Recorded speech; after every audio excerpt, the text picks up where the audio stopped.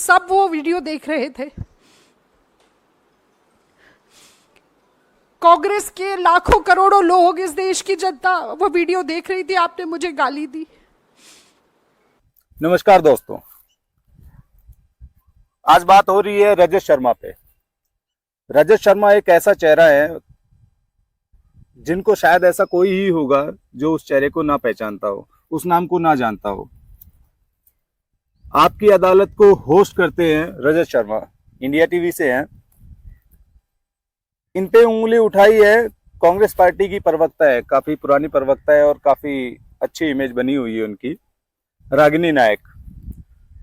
रागिनी नायक का कहना है कि लाइव डिबेट में रजत शर्मा ने उनको गाली दी है।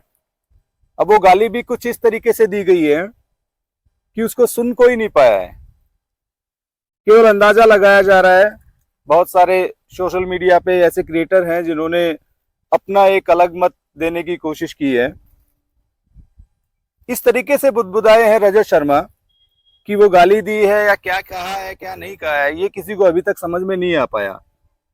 जैसे मैं आइडिया लगा लूं, आप आइडिया लगा लें, वो आइडिया पे ही सारी की सारा खेल हो रहा है। अब ये गाली जो दी गई है, जो रागिनी नायक का कहना है कि उन्होंने गाली दी है, उसी के चलते सोशल मीडिया पे या फिर कांग्रेस पार्टी में या फिर इंडिया टीवी पे एक बहस छिड़ी हुई है, जिसमें अलग अलग तरीके के काफी सारे आरोप या आरोप प्रत्यारोप चल रहे हैं। इसी के चलते एक वीडियो भी है जिसमें हम आपको दिखाएंगे कि उन्होंने क्या क्या इसके बारे में कहा है, किस किस धारा में उन्होंने बाकायदा एक लीगल एक्शन लिया है। रागिनी नायक ने 2 वीडियो भी शेयर किए हैं जिसमें उन्होंने ये दावा किया है, इस डिबेट के चलते, ये वीडियोस के चलते रजत शर्मा ने रागिनी नायक को गाली दी है। इसी बीच कांग्रेस पार्टी के प्रवक्ता हैं या फिर कांग्रेस पार्टी के सपोर्टर्स हैं, उन्होंने रजत शर्मा को काफी भला बुरा कहना शुरू कर दिया है। इंडिया टीवी ने भी एक्शन लिया।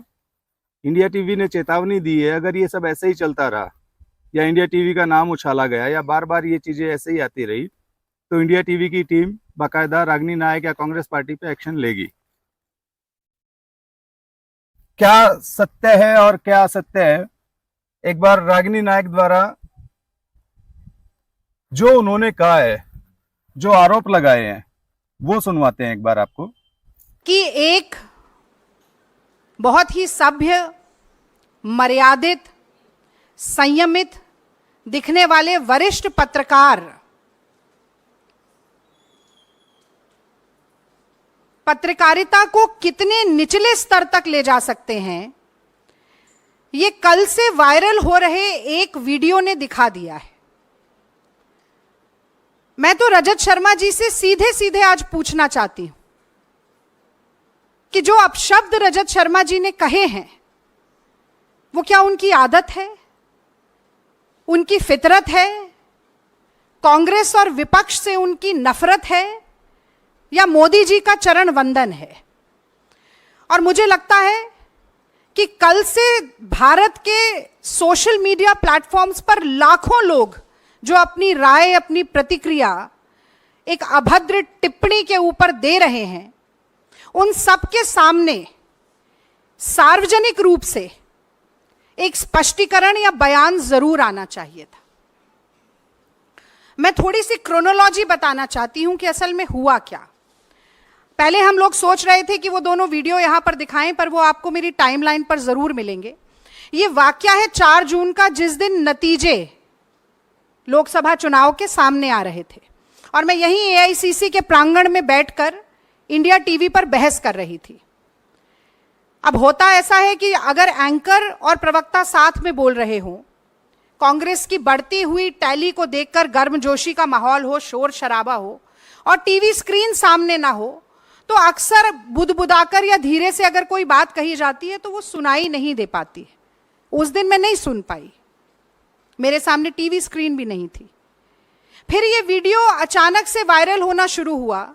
कल मेरे और पवन खेड़ा जी के संज्ञान में हमारे कुछ कांग्रेस के कार्यकर्ताओं ने भी और ट्विटर यानी कि एक्स, पहले ट्विटर कहा जाता था, उस प्लेटफॉर्म पर भी हमें कई लोगों ने ये वीडियो भेजा और मैं सच कहती हूं पहले तो यकीन नहीं हुआ कि रजत शर्मा जैसे व्यक्ति सार्वजनिक तौर पर एक लाइव डिबेट में इतनी भद्दी गाली का प्रयोग कर सकते हैं।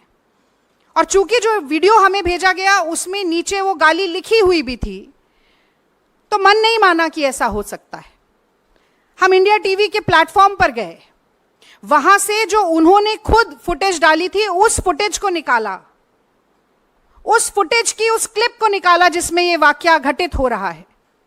और वहां पर भी, जिसे अंग्रेजी में एक एक्सप्रेशन कहा जाता है, अंडर द ब्रेथ, बुदबुदाकर, धीरे से, केवल इस बात पर कि मैं उन्हें टोक रही हूं कि कांग्रेस पर आज भी लगातार प्रहार मत कीजिए। शायद मोदी जी की घटते हुई संख्या और कांग्रेस की बढ़ती हुई संख्या को देखकर झुंझला इतना गए कि उन्होंने वो गाली दी। और अब मैं एक नारी के तौर पर भी, एक भारतीय महिला के तौर पर मैं ये जानना चाहती हूं रजत शर्मा जी से कि ये बात सिर्फ एक रागिनी नायक की नहीं है। मैं 10 साल से ईमानदारी से अपनी पार्टी का पक्ष टीवी पर रख रही हूं। आप पत्रकार होते हुए भी भाजपा का पक्ष रख रहे हैं। मोदी जी के साथ जो आपका इंटरव्यू हुआ वो सबने देखा, किस तरीके की बातचीत उसमें हुई, सबने देखा। मेरे माँ बाप, मेरे बूढ़े सास ससुर, मेरे बच्चे, सब वो वीडियो देख रहे थे। कांग्रेस के लाखों करोड़ों लोग, इस देश की जनता वो वीडियो देख रही थी। आपने मुझे गाली दी सिर्फ इसलिए कि मैं ईमानदारी से अपनी पार्टी का काम कर रही हूं, इसलिए कि मैं ईमानदारी से अपनी पार्टी का काम कर रही हूं। और सिर्फ गाली नहीं दी, उसके बाद सुबह आपने मुझे धमकाना शुरू किया। आपने कहना शुरू किया कि अगर प्रेस कॉन्फ्रेंस किया जाएगा तो डेफेमेशन का केस करेंगे। मतलब आप चोरी करें, उसके बाद आप सीना चोरी करें। आपको लगता है कि धमकाने से हम डर जाएंगे? और ये आंसू सिर्फ इसलिए नहीं है कि मेरा अपमान हुआ है, ये आंसू इसलिए कि आप सोचते हैं कि सत्ता का घमंड इतना है, अहंकार इतना है, आपको लगता है कि आप कुछ भी करेंगे और बच के निकल जाएंगे क्योंकि मोदी जी का हाथ आपके ऊपर है। तो आज विलंब हुआ, हमने सुबह 12 बजे प्रेस वार्ता रखी थी, उसके बाद ये क्रिमिनल कंप्लेंट हमने लॉन्च की है, ये आपसे हम शेयर करेंगे। 2 sections, section 294 and section 509 of the IPC. Ragini Nayak ने एनसीडब्ल्यू पे भी उंगली उठाई है, नेशनल कमीशन ऑफ वुमेन, और इसी के चलते उन्होंने बाकायदा मोदी सरकार बीजेपी पे भी उंगली उठाई है कि एनसीडब्ल्यू कब बीजेपी के तलवे चाटना या अपने हिसाब से काम करना स्टार्ट करेगा। दोस्तों, मैं आपसे जानना चाहता हूं, अगर ये सच में हुआ है, अगर ये सच में हुआ है, रजत शर्मा ने रागिनी नायक को गाली दी है, तो क्या मीडिया को इतनी आजादी मिल गई है? क्या मीडिया को इतनी आजादी मिल गई है कि वो किसी को भी कुछ भी कहे? हम आप जिनके थ्रू अपनी आवाज सरकार तक पहुंचाते थे, अपनी डिमांड्स रखते थे, या जो धरातल पे घटनाएं घट रही है उसको देश दुनिया तक पहुंचाते थे, जो तकलीफें हमें हो रही हैं ग्राउंड लेवल पे उनके लिए लड़ते थे। और ये मान के चलिए दूसरा कोई जरिया हमारे पास भी नहीं होता, आम जनता के पास दूसरा कोई जरिया नहीं होता अपनी डिमांड्स, अपनी मांग, अपनी मजबूरी, अपनी तकलीफें सरकार तक पहुंचाने का, मीडिया के अलावा। और अगर मीडिया ही ऐसे कर रही है तो क्या कल को इस तरीके से बताया जाएगा, तेरी माँ की केरला में बाढ़ आ गई? क्या यही सब होने वाला है? मैं आपसे जानना चाहता हूं, आपकी क्या राय है? एक बार कमेंट में बताने की कोशिश करें। हम ऐसे ही देश दुनिया की खबर आप तक लाते रहेंगे।